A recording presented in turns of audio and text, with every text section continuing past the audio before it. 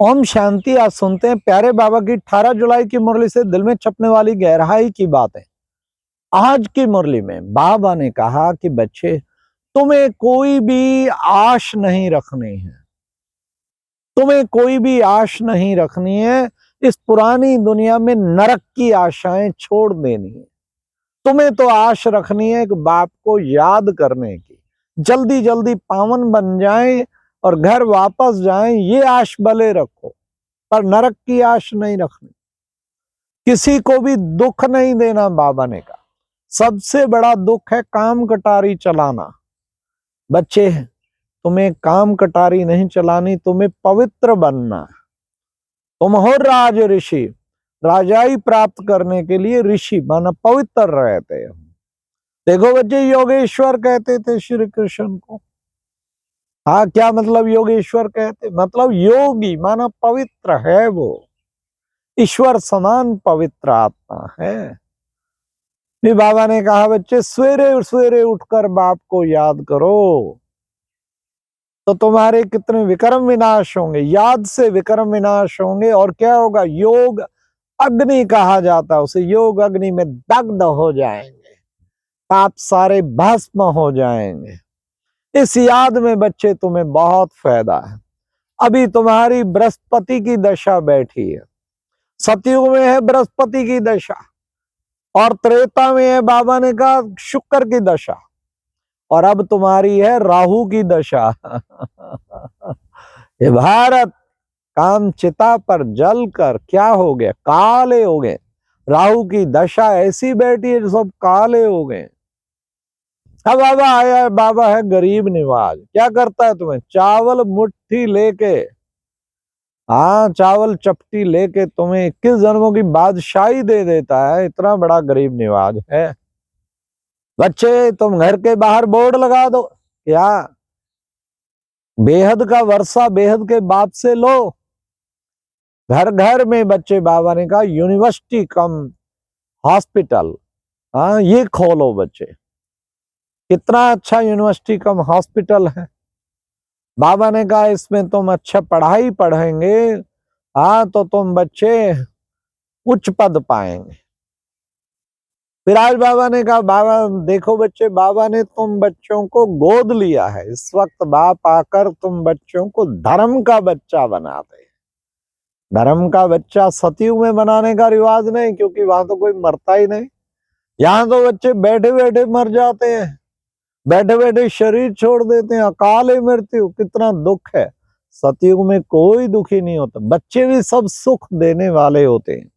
यहाँ के बच्चे तो कितना पेरेंट्स को दुख देते हैं। हाँ, एक कपल मिला, कहाँ गए थे एक बार, नागपुर। कहते मैंने बच्चों को इतना पढ़ाया, इतना बड़ा किया, इतना सब कुछ किया, अब दोनों सारी प्रॉपर्टी भी दे दी अपने सामने, और उनके फिर बिल्कुल नैन बदल गए। और आखिर इतना परेशान किया माता पिता को, आखिर घर से निकाल दिया, अलग रहना। बहन ने उसका प्रबंध कराया। वो कपल बहुत अच्छा था, किसी के पास प्रबंध कराया। ये देखिए, कितना कलयुग आ गया ना। बाबा कहते यहाँ के बच्चे भी कहीं दुख देने, सब नहीं, कोई कोई बड़े आज्ञाकारी भी होते हैं, अच्छे भी होते हैं, नो डाउट, लेकिन अधिकतर कलयुग में ये चल रहा है। माता पिता का वो सत्कार नहीं करते। फिर आज बाबा ने कहा दे अभिमान से बच्चे तुम्हें दुख ही दुख होगा, रोना पड़ेगा। तुम्हें देही अभिमानी बनना है। इतना अच्छा गीत था आज। तुम ही हो माता पिता, तुम ही हो, तुम ही हो बंधु सखा, तुम ही हो, तुम ही हो साथी, तुम ही सहारे, कोई ना अपना सिवा तुम्हारे। बाबा ने कहा बच्चे, अब ये बच्चे देखो, तुम इस रचता और रचना के आदि मध्य अंत को जान गए हो।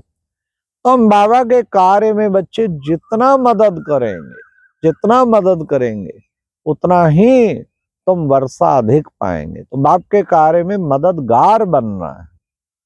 अभी तुम बच्चे क्या बन रहे हो? पाप आत्मा से पुण्य आत्मा बन रहे हो। बाबा आया है तुम्हें पुण्य आत्मा बना। चिंता नहीं करो बच्चे, तुम्हें माया के तूफान तो बहुत आएंगे, परेशान कर देंगे, लेकिन परवाह नहीं करो। हाँ, तुम बस कर्मेंद्रियों से कोई विक्रम नहीं करना, तुम हर समय श्रेष्ठ पुरुषार्थ में लगे रहो। जितना श्रीमत पर चलेंगे तुम श्रेष्ठ बनेंगे। कदम कदम पर श्रीमत पर चलना है। फिर बाबा ने कहा पवित्र बने बिना तो तुम नई दुनिया में जा नहीं सकेंगे, इसलिए पवित्र जरूर बनना है। काम कटारी छोड़ देनी है। बाबा ने कहा पवित्र बन के दूसरों को पवित्र बनाने का सेवा करना। फिर बाबा ने कहा कि बच्चे देखो, बच्चे कहते हैं ना, दे दान तो छुट्टे ग्रहण, तुम्हारा ग्रहण छूट जाएगा, इसलिए दे दान। इन बच्चे 5 विकारों का अब दान देना है। फिर बाबा ने कहा कि बच्चे बहुत ही सुंदर आज कहावत बाबा ने दूसरी सुनाई, बहुत गई थोड़ी रही, थोड़ी की भी थोड़ी। बच्चे थोड़ा टाइम जा रह गया, अब तो ये सारी दुनिया खलास होने वाली है, इसलिए इससे पहले खलास हो तो तुम पवित्र बन जाओ। बाबा से याद करके वर्षा ले लो।